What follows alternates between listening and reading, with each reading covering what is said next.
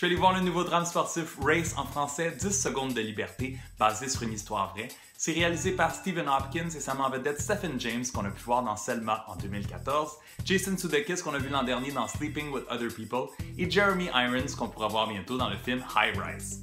Le 5 août 1936, Jesse Owens, un jeune athlète noir, a été sacré champion olympique du 200 mètres à Berlin devant un public de nazis et leur chef suprême Adolf Hitler. Et durant ces Jeux, il a remporté 4 médailles et est devenu un exemple pour le monde entier.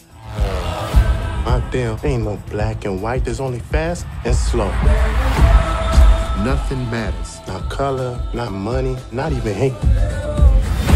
Running some type of direction, cause the people going nowhere are the ones that are flexing. I'm not trying to be a preacher, I was never a reverend, but I can take your ass to church and show you glimpses of heaven, you better. For those 10 seconds, you are completely free. Le film a été tourné à Montréal et les effets spéciaux ont été réalisés par les Studios Mills. On passe 2 ans dans la vie de Jesse Owens, qui est un athlète, un héros, mais qui pour une fois n'est pas parfait.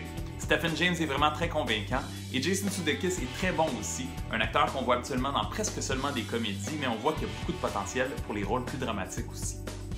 Le film est très bien réalisé, même si dans un moule un peu conventionnel, qui nous fait penser aux films sportifs de Disney comme McFarlane sorti l'an dernier, mais l'histoire incroyable valait vraiment la peine d'être racontée.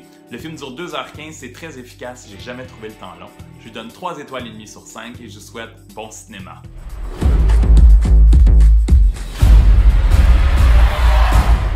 Now he's just showing off.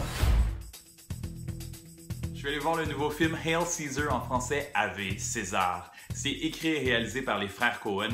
Leur dernier film remonte à 2013 avec Inside Llewyn Davis et